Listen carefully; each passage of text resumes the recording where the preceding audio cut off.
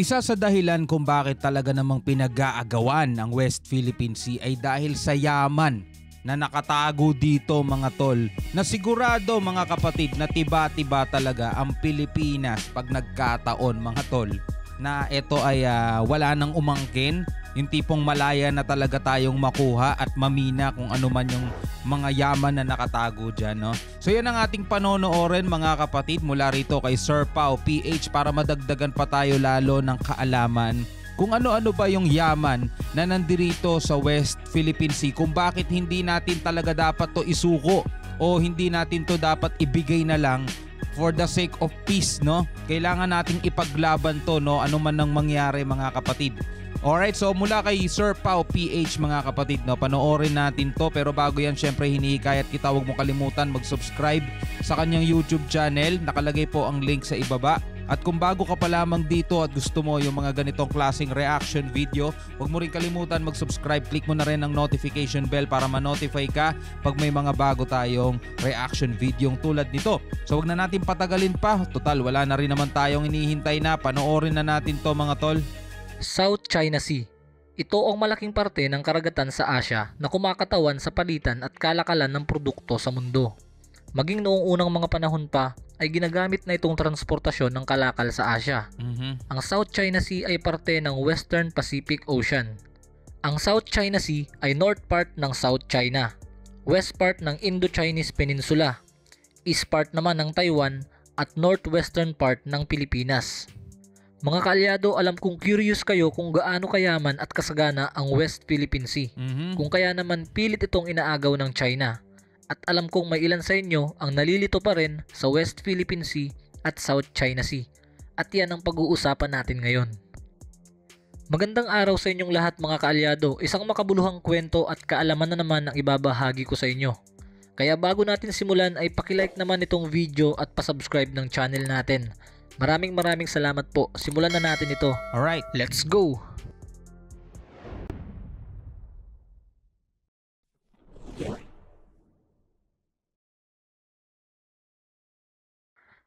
Ano nga ba talaga ang West Philippine Sea?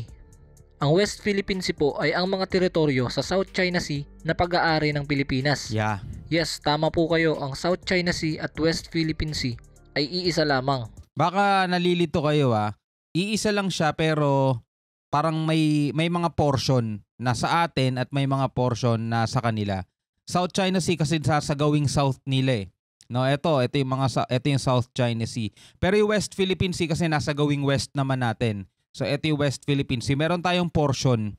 Ang problema kasi sa China, yung buong South China Sea, yung nasa karagatan na nasa south nila, ay kinuha na nila ng kabuuan. Napaka-piranggot na lang talaga yung natira sa atin mga tol. Kaya eto, kiniklaim natin yan at naipanalo naman natin yan, etong West Philippine Sea. Etong part na to, no? Ang mga teritoryo at isla na sakop ng West Philippine Sea ay kabilang ang Panatag Shoal or Scarborough Shoal, Kalayaan Island Group at ilang portion ng Spratly Island.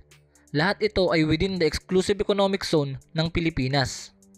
Noong 1982, ang lahat ng conflict regarding maritime claims sa South China Sea ay niregulate o pinangasiwaan ng United Nations Convention on the Law of the Sea at nag-take effect noong 1994.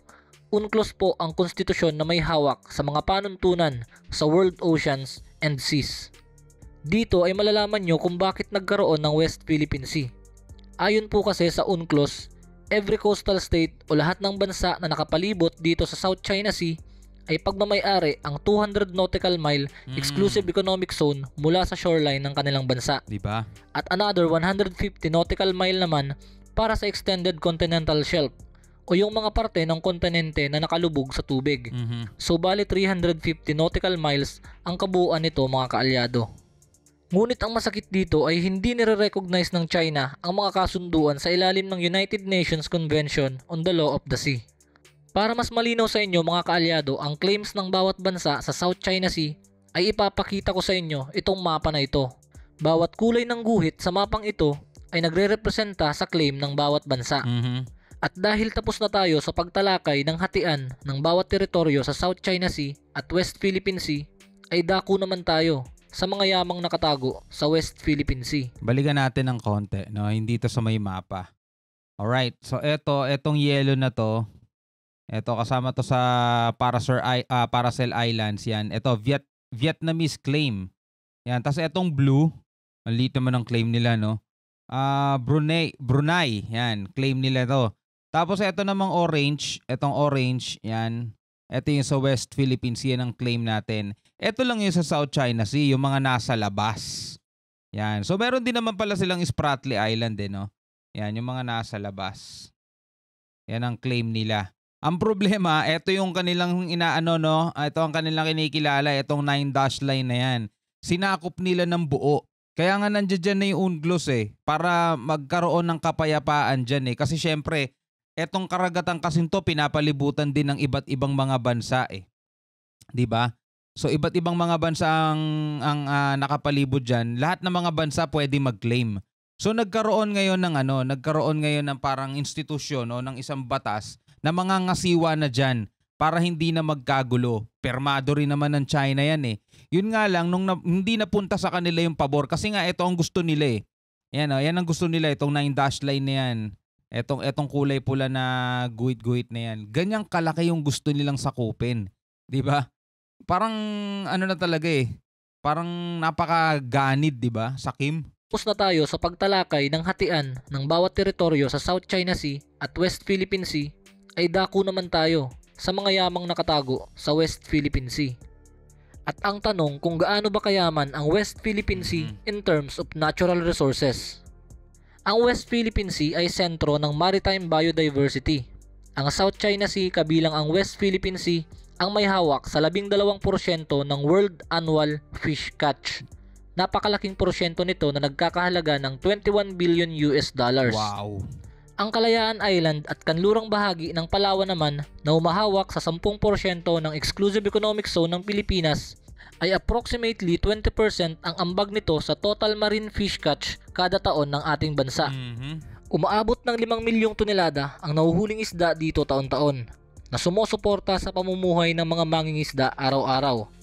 Tahanan din ito ng napakalawak na mga coral reefs na nagsisilbing spawning ground o pangitlugan ng mga ilang popular na seafood sa bansa, gaya ng tuna, galunggong at danggit. Wow. Sinasabing nakasalalay sa Kalayaan Group of Island ang susi sa long-term sustainability o pagpapanatili ng marine resources ng Pilipinas, kabilang ang mga migratory fishes, pating, balyena at iba pang marine creatures na naglalakbay sa alon at current ng tubig sa West Philippine Sea at Pacific Ocean. Imagine nyo mga tol kung pababayaan natin yan. Napakalaki nung mawawala sa atin. Marami nagsasabi, di shared home para kapayapaan. Problema nga, itong nirereklamo ng mga mangingisda, di ba? Na hinaharang sila, pinababalik sila, wag kayo rito, pinaalis sila, di ba? O kaya, bababain yung bangka nila, kukunin yung mga napamingwit nila. Anong shared home doon, di ba? Umaangal yung mga mangingisdang ganun. Minsan, inakaladkad pa yung bangka nila ng mas malalaking barko ng China, di ba? Yun ang mahirap kasi lalo-lalo na mayroon tayong mga pro-China rito na Hindi natin sila hindi natin sila kaaway, hindi natin sila kagalit. In fact, mga kapatid, mayroon tayong mga kaibigang may dugong Chinese, 'di ba? Okay naman sila rito nandirito ni ibang natin ibang mga kababayan natin na may dugong Chinese na talagang nasa Pilipino na rin yung nila ang puso nila. Ang natin mga tol, yung mga gumagawa ng pambubulas sa Pilipinas na talagang pilit na ipinagtatanggol pa ng iba. Bukod sa marine resources, ay mayaman din sa coral reefs ang West Philippine Sea. At alam nyo ba na hindi biro ang lawak ng coral reefs dito? Ang kabuuang lawak ng coral reefs sa West Philippine Sea ay katumbas ng laki ng buong Mindanao. Wow. At ito ang may hawak sa 30% ng total coral reef sa bansa. Grabe. Nadiskubre din ng mga scientists ang daang-daang bagong species ng isda, coral, seagrass at iba pang marine life sa West Philippine Sea.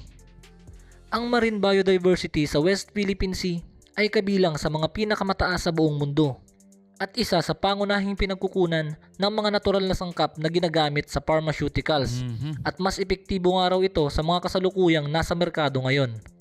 At bukod pa dyan ay may hati din na natural compound ang West Philippine Sea na sangkap sa pag-produce ng mga environmental friendly products gaya ng organic pesticides, cosmetics, at nutritional supplements.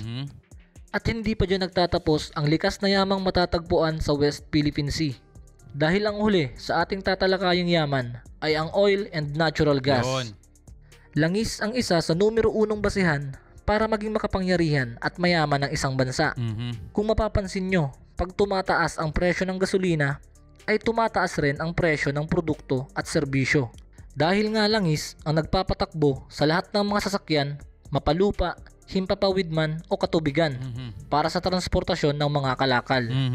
Isipin nyo, kung may sariling supply ng langis ang Pilipinas, ay hindi na tayo aangkat ng langis sa ibang bansa at makokontrol ng pamahalaan ang presyo ng mga bilihin. Tama. Ayon sa Liquefied Petroleum Gas Marketers Association, ang West Philippine Sea ay mayaman sa oil and natural gas na pag ginamit nga raw sa pag-supply ng kuryente ay kayang supplyan ang grids ng Luzon, Visayas at Mindanao ng 20 taon. Wow. At base naman sa geological surveys, ang US Energy Information Administration ay hinihinalang nasa 55.1 trillion cubic feet ng natural gas at 5.4 billion na bariles ng langis ang matatagpuan sa West Philippine Sea. Grabe, imagine mo yan kung gaano mo kayaman ng Pilipinas, no? Tayo nga daw natutulog sa ginto eh. Sabing ganun eh. Hindi rin natin napapakinabangan masyado. At ang halos karamihan sa lahat ng porsyento ng resources na ito ay nasa Reed Bank o Recto Bank sa Spratly Island. At dagdag naman ni Justice Antonio Carpio na ang West Philippine Sea ay potentially rich in methane hydrates na sinasabing isa sa fuels of the future. At ang katumbas ng methane na matatagpuan dito ay kayang supplyan ng panggatong ang ekonomiya na kasing laki ng China ng halos 130 years. Wow. I mean, kayang matugunan ng methane hydrates na ito ang pangangailangan ng ating bansa ng halos 130 taon. Wow. So, ibig sabihin lang nito mga kaalyado ay kung makukuha at mapapangasiwaan ng Pilipinas ang lahat ng natural gas sa West Philippine Sea, ay masusolusyonan nito ang matagal na panahon ng problema ng bansa sa kuryente o enerhiya. Imagine nyo yun mga tol, kung ano ang maidudulot sa ating yan. Diba? Napakasarap isipin na ganito pala kayaman, no? Ang Pilipinas. Ganito pala dapat tayo nabubuhay, no? Masagana, maunlad, 'di ba? Pero kitang-kita nyo naman kung anong hirap dito sa Pilipinas At magpapamura sa presyo ng kuryente sa buong bansa Ngayon, na maghahatid naman ng matinding pagbabago sa ekonomiya ng Pilipinas. At ito nga ang mga dahilan kung bakit kailangan talagang ipaglaban natin ang karapatan natin sa West Philippine Sea. Siguro kung hindi lang nga sagabal ang China sa mga plano ng pamahalaan sa West Philippine Sea, siguro ay nakabangon na ang ekonomiya ng ating bansa ngayon. At sigurado ako dun mga kaalyado. Sa ngayon mga kaalyado ay hindi pa rin tapos ang laban ng ating bansa sa West Philippine Sea.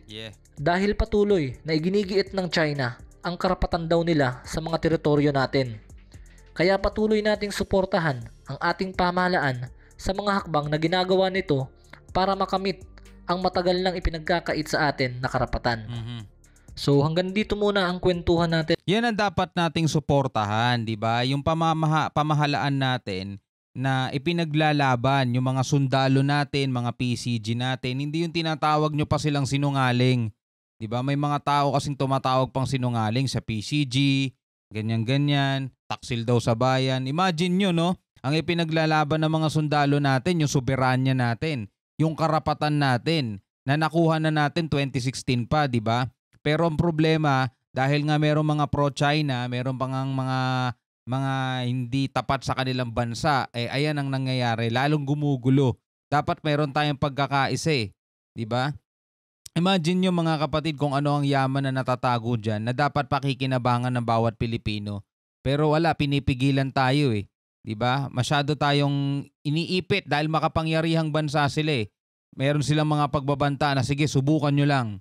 Subukan nyo lang magmina ng langis dyan. Hindi nyo magugustuhan ng mga mangyayari. Ano nangyayari? So hindi tayo makapagmina ng langis kasi may banta di ba?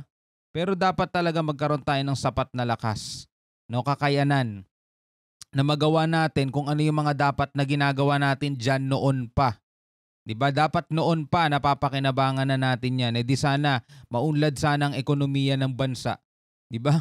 Biruin mo, lahat ng mga bansang may claim diyan sa mga pinag-aagawang isla, may mga outpost na sila.